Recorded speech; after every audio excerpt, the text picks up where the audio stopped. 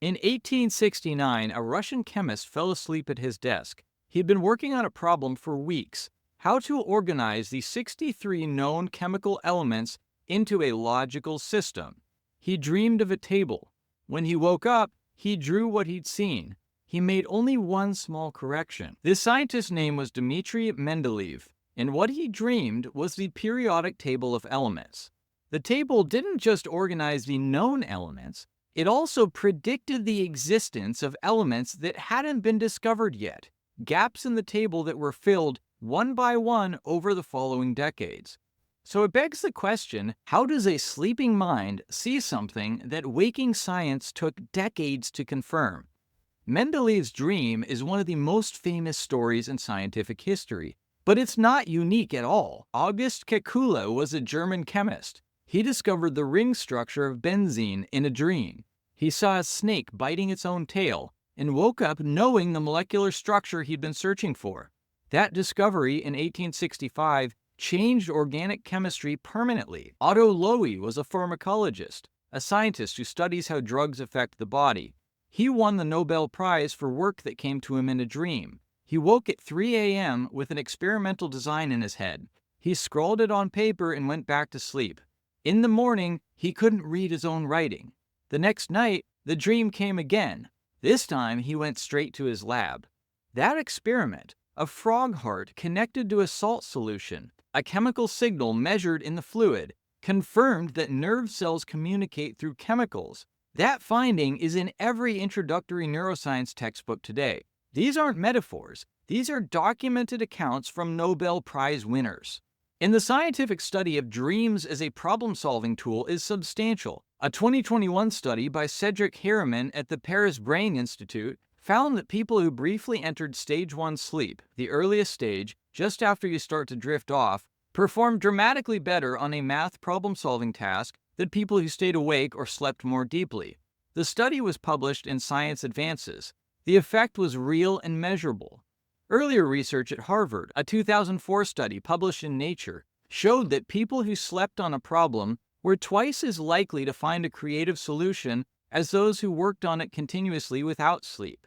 The brain, during sleep and in the moments just around it, is doing something that focused waking effort can't replicate. What exactly? Well, the research points to several things: memories being sorted and stored, patterns being recognized across distant connections, and the weakening of the brain's critical filter, that is, the part that says that's a crazy idea, which, while it can be useful for focused work, may block the kinds of unexpected connections that produce real breakthroughs. The scientific community's relationship with dreams is complicated. Freudian dream analysis, with its elaborate symbolism and sexual undercurrents, dominated the conversation through much of the 20th century. When Freudian psychology fell out of fashion in the 1960s and 70s, it took dream research with it.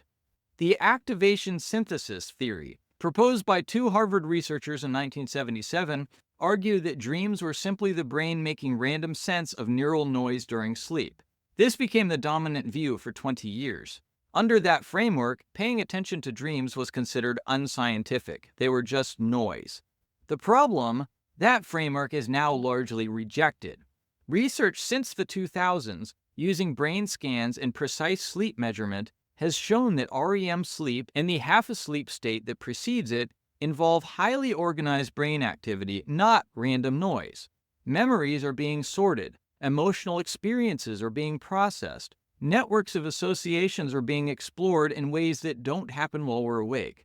One of the researchers who proposed the original dreams are noise theory modified his position significantly before his death in 2019.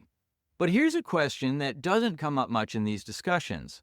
Edison knew about the theta state. Dalí knew about it.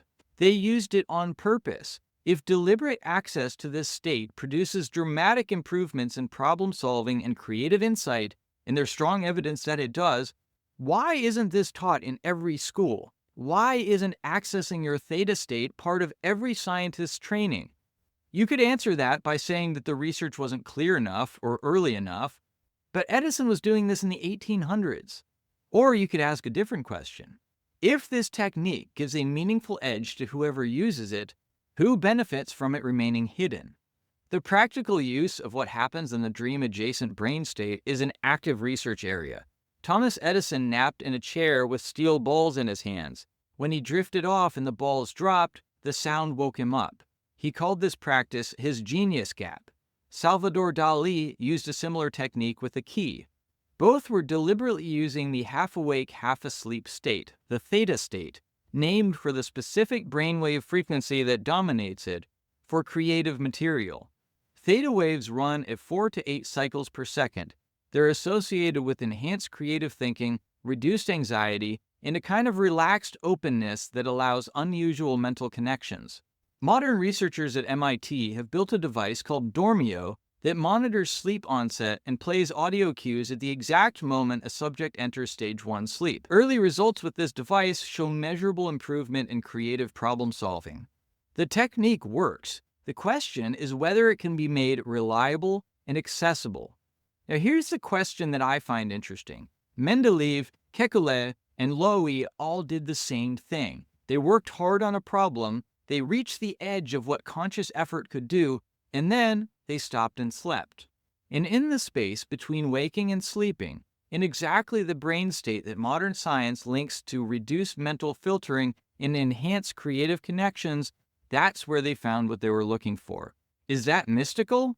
Or is that just the brain doing what it was built to do once we get out of the way? There's a free presentation I want to share with you. It's about the specific theta brain state that kept coming up in every story I just told you, and what current research suggests about whether you can access it on purpose.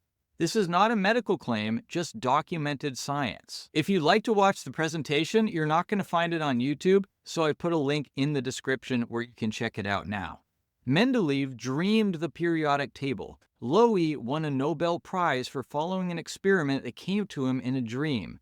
The brain you have, the one running right now behind your eyes, has access to something that pure waking effort doesn't. The old scientists knew it, and the new ones are now measuring it.